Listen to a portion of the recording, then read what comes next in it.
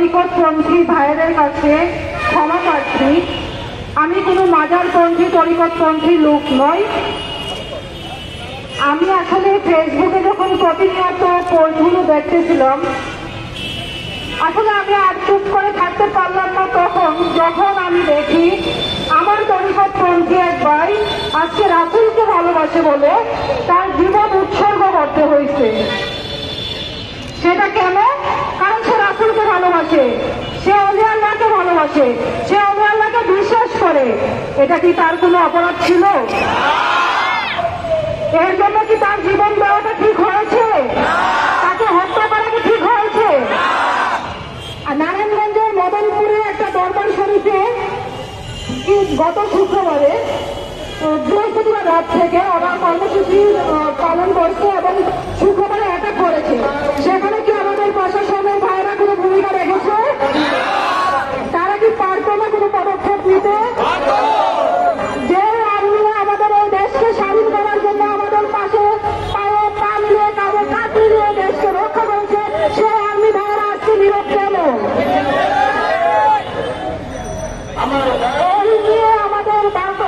আমাদের যে তরিকতপন্থী ভাইরা এখানে আছে তাদের দরবার শরীফে বাবে জান্নাতে চারবার অ্যাটাক করা হয়েছে।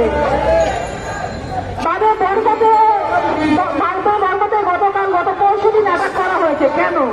বাবে বরকত ত্রিশালে সেখানে আমাদের যেই হচ্ছে ফোর্সরা ছিল, আর্মি ফোর্সরা ছিল, তারা সেখানে কঠোর একটা ভূমিকা পালন করছে, যে কারণে সেখানে হতাহতের সংখ্যা কম।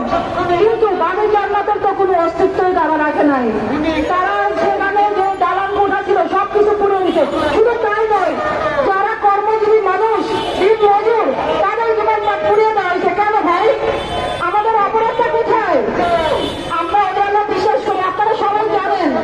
যারা এখন ইয়াং জেনারেশন, তারা তোমরা ইতিহাস রাষ্ট্র দেখতে পারবে। এই বাংলাদেশে কোনো জামাত ইসলাম প্রতিষ্ঠা করা নাই।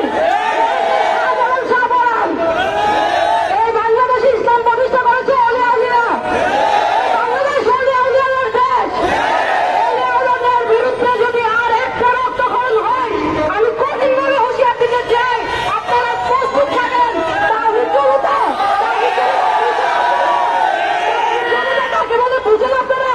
ইসলামের নামে আপনারা যে কলঙ্ক জড়াইছেন, ইসলামের নামে যে আমাদের ছাত্রদের উপরে আপনারা ভোট দিচ্ছেন, তারা বলতেছে আমরা ছাত্ররা কিছুই করতে পারি নাই, আমরা দেশ স্বাধীন করতে পারি নাই। স্বাধীন দেশে আমরা আজ কেন পরাধীন? আমরা কেন রাসূলের জন্মদিন পালন করতে পারছি না? আমাদের জানেন নিরাপত্তা কোথায়? আমাদের এখানে তরিকতপন্থী ভাইরা যখন আমাদের সাহায্য দেখেন, আমরা তাদেরকে কিভাবে মুখ দেখাই? আমরা থাকতে আজ কেন তরিকতপন্থী ভাইরা রক্তাক্ত হবেন? আজকে কোনো কেউ কি পারবে না সঠিক জবাব দিতে? আমরা হাত জোর করে রিকোয়েস্ট করবো, যারা হচ্ছে আন্দোলন করছেন, যারা বিভিন্ন বাজার, বিভিন্ন রোজায় অ্যাটাক করছেন, তারা এখন সাবধান হয়ে যান। এখনো সময় আছে, আপনারা আত্মসমর্পণ করুন, আপনারা আপনাদের ভুল স্বীকার করুন। আপনারা প্রত্যেক তরিকতপন্থী ভাইদের কাছে ক্ষমা চান, নয়তো আপনাদের অস্তিত্বকে টিকায় রাখতে পারবে না। আমি সর্বশেষে একটা কথাই বলবো, আগামী আমার কাছে ইনফরমেশন আছে, আগামী শুক্রবার পর্যন্ত দরবার শরীফের যারা এখানে অবস্থান করছেন তারা হচ্ছে খুবই হুমকির মুখে আছেন। আপনারা যারা সাধারণ জনতা আছেন তারা প্রত্যেকে তাদের পাশে থাকবেন। যারা এলাকাবাসী আছেন তারা তাদেরকে আশ্বস্ত করবেন। এবং আমি আমার প্রশাসন ভাইরা যারা আছেন, সংবাদ মাধ্যম বাইরে যারা আছেন, তারা প্লিজ সত্যতা প্রকাশ করেন। কেউ গুজব ছড়াবেন না, কেউ আতঙ্ক সৃষ্টি করবেন না, সবাই সত্য নিউজটা প্রকাশ করেন। আপনাদের কাছে বিনীত অনুরোধ, কেউ রং মাথায় কোনো নিউজ উপস্থাপন করবেন না। ভাই আমরা কিন্তু সমস্ত খবর রাখি, আমরা ভার্সিটির স্টুডেন্ট, আমাদের কাছে এমন কোনো ইনফরমেশন নাই যে আসে না, কোনো না কোনো মাধ্যমে আমরা ইনফরমেশন পাই। সুতরাং আপনাদের কাছে বিনীত অনুরোধ, তরিকতপন্থী ভাইরা আমাদের উপরে আশ্বস্ত আছে, আপনারা একটু বিশ্বাস ভরসা রাখেন, আমরা আপনাদের পাশে আছি। আসসালামু আলাইকুম। করার প্রয়োজনীয়তা কি, অভিভাবককে খবর কিনা, সেটা তাকে বক্তব্য রাখার জন্য অনুরোধ জানাচ্ছি। সংক্ষেপে আপনার সময় 10 মিনিট।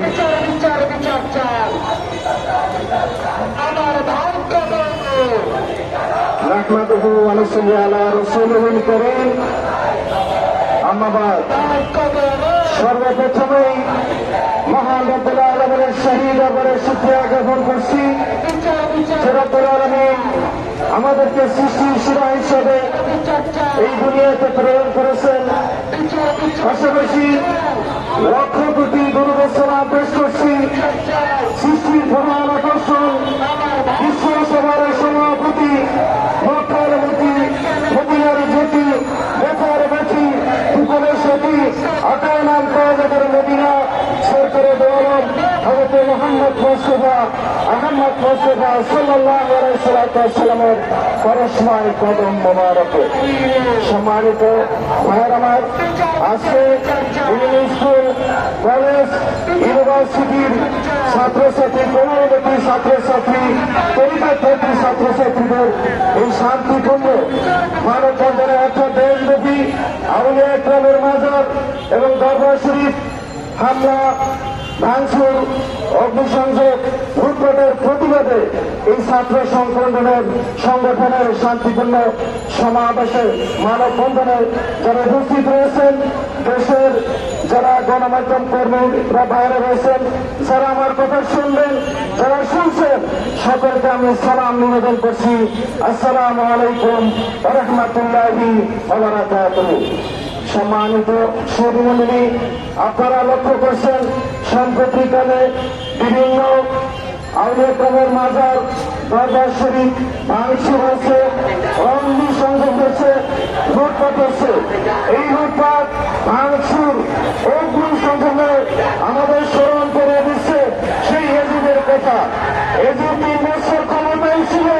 এই 3 বছরের প্রথম বছরেই রসুল পাক সাল্লাল্লাহু আলাইহি ওয়াসাল্লামের আহলে বাইতের সদস্য এবং 72 জন সুন্নি সদস্যদেরকে তারা হত্যা করেছে, শহীদ করেছে।